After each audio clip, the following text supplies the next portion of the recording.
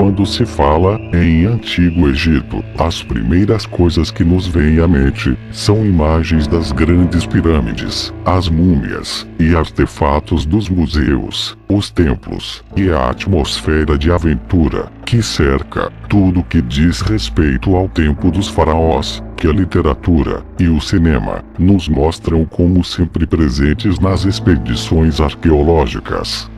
No entanto, muito já se sabe a respeito do modo de vida, da estrutura social, da estrutura econômica, das relações políticas do Antigo Egito. Mas muitas vezes, a circulação dessas informações fica restrita ao meio acadêmico ou a umas poucas centenas de pesquisadores dedicados. Infelizmente, há muitas coisas que não chegam a público, propiciando a formulação de ideias fantasiosas, que não são comprováveis, engrossando um extenso hall de crenças sobre a cultura egípcia. Conheça um pouco mais sobre a história do Egito, sua relação com Israel e as 7 cabeças da besta do Apocalipse.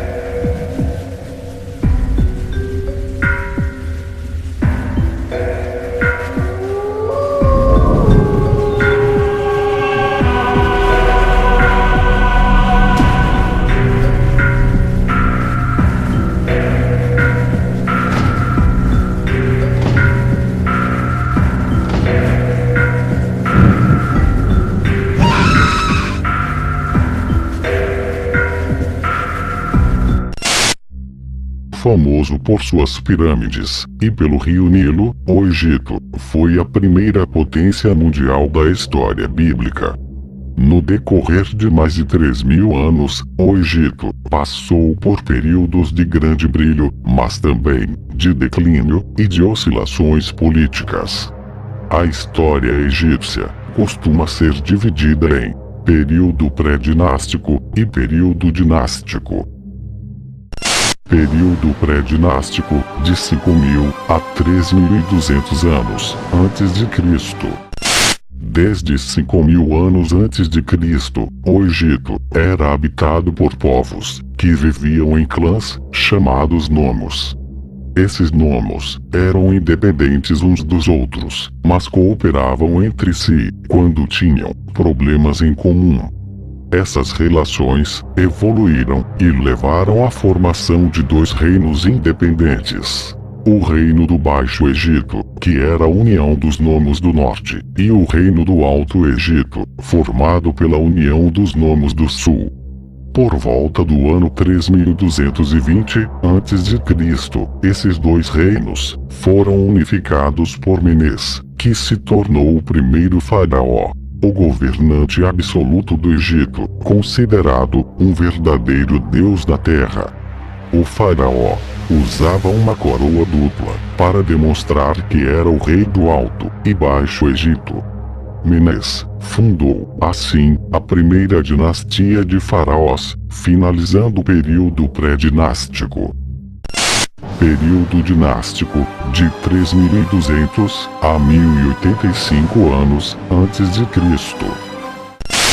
Foi durante o período dinástico que se deu o crescimento territorial, econômico e militar do Egito. Este período é dividido em 3 fases: Antigo Império, Médio Império e Novo Império. Antigo Império, de 3.200 a 2.423 a.C. Durante o Antigo Império, os faraós conquistaram enormes poderes no campo religioso, militar e administrativo. Essa época foi conhecida como a Época das Pirâmides. O primeiro a criar uma pirâmide foi o rei Djoser e seu arquiteto Imhotep em Saqqara. Mais tarde, um outro faraó, Snefer, inspirado nessa pirâmide, construiu 3 pirâmides, porque só a última tinha condições de abrigar a múmia do rei. O filho, o neto e o bisneto de Snefer construíram as magníficas pirâmides de Gizé. A família da quinta dinastia talvez tenha sido a família mais poderosa de toda a história do Egito. A sociedade era dividida em funcionários, que auxiliavam o faraó, e uma imensa legião de trabalhadores pobres, que se dedicavam à agricultura, às construções, e arcavam com pesados tributos. No Antigo Império, a capital do Egito foi primeiro a cidade de Times, depois a de Mênfis. Por volta de 2400 a.C., o Império Egípcio foi abalado por uma série de revoltas, lideradas pelos administradores de províncias. O objetivo era enfraquecer a autoridade do faraó. Com a autoridade enfraquecida, o poder do faraó declinou, a sociedade egípcia desorganizou-se, e o Egito viveu um período de distúrbios e guerra civil. Médio Império, de 2160 a 1730 a.C. Representantes da nobreza de Tebas conseguiram reunir forças para acabar com as revoltas que abalavam o Egito. Essa cidade acabou tornando-se a capital do Império Egípcio. Dela surgiram novos faraós, que governaram o Império nos séculos seguintes. Durante o Médio Império, o Egito atingiu certa estabilidade política, crescimento econômico e florescimento artístico.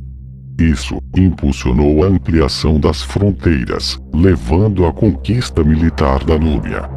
Por volta de 1750 a.C., o Egito foi invadido pelos Hicsos, um povo nômade, vindo do Oriente Médio, que se mostraram superiores aos egípcios, em termos de técnicas militares.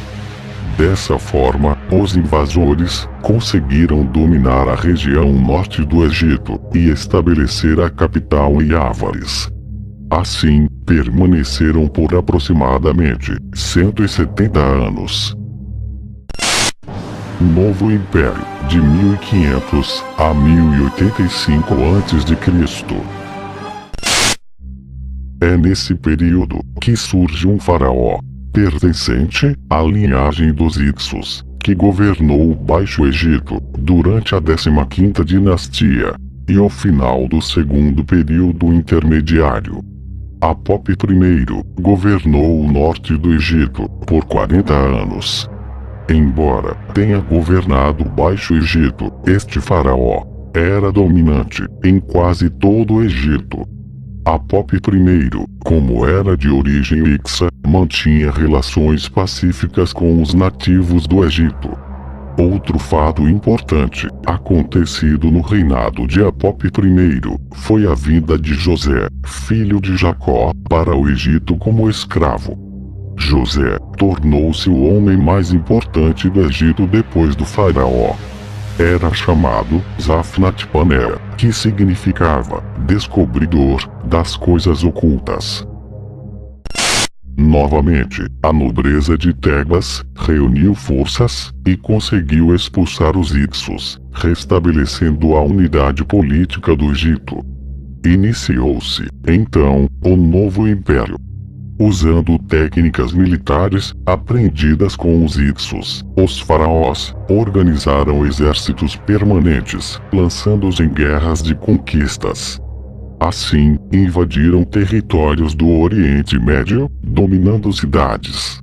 Os povos dominados eram obrigados a pagar tributos ao faraó, em forma de ouro, escravos, alimentos, artesanato, etc. Nessa época é que existiam os faraós mais famosos, como Hatshepsut, Tutmés III, Akhenaton e Ramsés, entre outros. A rainha Hatshepsut governou o Egito, mesmo sendo uma mulher, e não foi um mau governo. Ela construiu maravilhosos monumentos, que são muito conhecidos hoje em dia, mas, depois de morta, seu nome foi apagado. Os egípcios não gostavam da ideia de terem sido governados por uma mulher.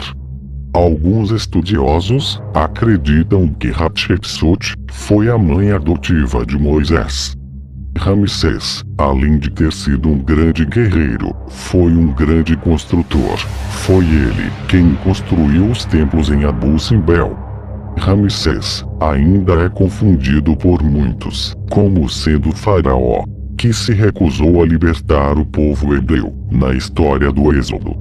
Mas, em 1 Reis 6:1, diz que Salomão começou a construir o templo no 4º ano de seu reinado, 480 anos após o Êxodo. O 4º ano do reinado de Salomão foi em 967 a.C.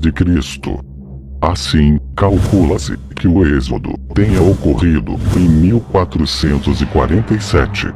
Ramsés II começou a reinar em cerca de 1290 a.C., portanto, não podia ser o faraó do Êxodo. Quando Moisés nasceu, 80 anos antes do Êxodo, o faraó era Tutmés I. Sua filha, Hatshepsut, casou-se com um filho adotivo, que assumiu como Tutmés II, mas quem mandava era ela. Tutmés II estava no trono quando Moisés fugiu do Egito, aos 40 anos de idade. O historiador Flávio Joséfo escreveu que o faraó, de quando Moisés fugiu do Egito, morreu e um novo faraó tomou seu lugar. Tutmés III reinou ao lado da esposa de seu pai, que não era sua mãe.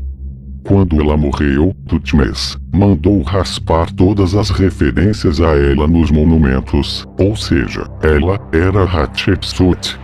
A data da saída dos hebreus do Egito coincide com a data da morte de Tutmés III. Pode ter morrido no mar, e o fato de sua múmia existir hoje pode ser explicado pelo seguinte: assim, o Senhor, naquele dia, salvou Israel da mão dos egípcios. E Israel viu os egípcios mortos na praia do mar. Êxodo 14:30. Mas, há também um estudo que diz que aquela múmia não é do faraó, pois não possui o DNA correto. Akhenaton foi um grande revolucionário. Ele implantou o monoteísmo, fazendo todos acreditarem apenas em Aton, o deus Sol. Ele também mudou a capital do Egito, de Tebas, para Amarna. Mas, depois, seu filho, Tutankhamon, voltou para a antiga capital do Egito. Tutankhamon se tornou famoso por sua tumba encontrada intacta. Ele tinha 9 anos, quando virou faraó, e morreu aos 18. A partir de 1167 a.C., o Império Egípcio foi agitado por revoltas populares, entrando em período de decadência. A maioria da população era sobrecarregada de impostos e afundava em crescente pobreza. Enquanto isso, o faraó e sua família, os chefes militares e os sacerdotes exibiam luxo, riqueza e poder. A decadência do Egito. Depois do século XII a.C., o Egito foi sucessivamente invadido por diversos povos. Em 670, os assírios conquistaram o Egito, dominando por 8 anos. Após libertar-se dos assírios, o Egito começou uma fase de recuperação econômica e brilho cultural, conhecida como Renascença Saíta. Essa fase recebeu esse nome porque a recuperação egípcia foi impulsionada pelos soberanos da cidade de Sais. A prosperidade, porém, durou pouco. Em 525, os persas conquistaram o Egito. Quase 2 séculos depois, vieram os macedônios, comandados por Alexandre o Grande, que derrotaram os persas. Finalmente, retirando Cleópatra do trono de Faraó, o Egito foi dominado pelos romanos, que governaram por 600 anos, até a conquista árabe. A religião do Antigo Egito. Sendo adoradores de vários deuses, os egípcios costumavam adorar distintas divindades, que poderiam representar forças da natureza, animais e figuras humanas. Alguns desses deuses poderiam ser adorados por toda a população egípcia, já outros estavam inseridos nas práticas religiosas de uma única região. Além de politeístas, os egípcios costumavam homenagear figuras antropomórficas, seres híbridos, que possuíam um corpo com partes humanas e animais. Os mitos, que falam sobre os diversos deuses adorados pelos egípcios, demonstram a origem de vários dos rituais celebrados por essa antiga civilização. Por meio do relato que conta a morte do deus Osíris, por exemplo, temos a origem que fundamenta o hábito egípcio de mumificar os mortos. Além disso, a morte e o renascimento dessa mesma divindade justificam a noção de circularidade do tempo, fortemente marcada dentro da cultura egípcia. Entre os vários deuses adorados pelos egípcios, podemos destacar Osíris, Ísis, Set, Ra, Ptah, Tot, Anubis e Maat. Entre a classe campesina, a adoração dos animais era bastante comum, sendo o gato um dos mais prestigiados. Em outras cidades, como Mênfis e Tebas, Sobek, o deus crocodilo, e Apis, o deus touro, eram usualmente adorados, com uma série de rituais e sacrifícios. Os templos, construídos em número expressivo, eram um ponto de adoração, e constituíam a própria moradia de várias divindades. Outro ponto, bastante curioso da religiosidade egípcia, diz respeito à forma com a qual a morte era encarada por essa civilização. Para o povo egípcio, o falecimento era apenas um processo, onde a alma se desprendia de seu corpo. Segundo suas crenças, uma alma poderia viver eternamente, desde que encontrasse um corpo em perfeitas condições para se alojar. Por conta dessa crença, os egípcios desenvolveram diversas técnicas de mumificação. No Egito Antigo, os faraós eram considerados a encarnação direta de Horus, o deus Falcão, e filho de Amon-Ra, o deus Sol. A prosperidade de toda a população egípcia estava intimamente ligada à figura do faraó, e por isso, várias celebrações eram realizadas em sua homenagem. Em certas ocasiões, a presença deste monarca divinizado em certos rituais era de suma importância. Sem as bênçãos faraônicas, a cheia dos rios e as vitórias militares poderiam ser ameaçadas. Por ter sido o primeiro império da história e ter participação fundamental na história de Israel, é que muitos teólogos e pesquisadores bíblicos acreditam que o Egito é a primeira das 7 cabeças da besta. Existem outras linhas de pensamento que desconsideram o contexto histórico das profecias, por acreditarem que o livro do Apocalipse deva ser interpretado como algo futurístico, e por esse motivo não aceitam tal interpretação. No vídeo Quem é a Besta do Apocalipse, eu falo a respeito das interpretações mais comuns que se encontram no meio cristão.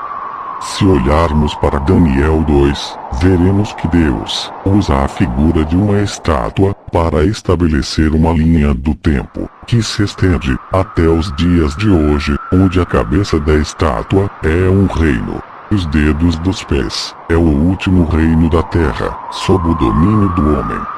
Da mesma forma, em Daniel 7, Deus volta a usar figuras para falar dos reinos que se levantarão na terra no decorrer da história. E em cada figura, informações adicionais a respeito de cada tempo. O mesmo acontece em Apocalipse 13 e 17, onde Deus usa a figura de um animal com 7 cabeças e 10 chifres para falar a respeito do último tempo e de como esse último reino, que se levanta contra o povo de Deus, tem características dos reinos passados, fazendo dele o pior período da história da Terra, de modo que, se Deus não intervisse, nenhuma carne sobreviveria, conforme Cristo diz em Mateus 24. Além do mais, é contando as cabeças da besta, ou seja, os reinos, que se chega à conclusão de qual das cabeças voltaria no tempo do fim. O atual Egito não é nem sombra do que já foi, tanto territorialmente quanto economicamente. Hoje, só restam ruínas de um passado glorioso.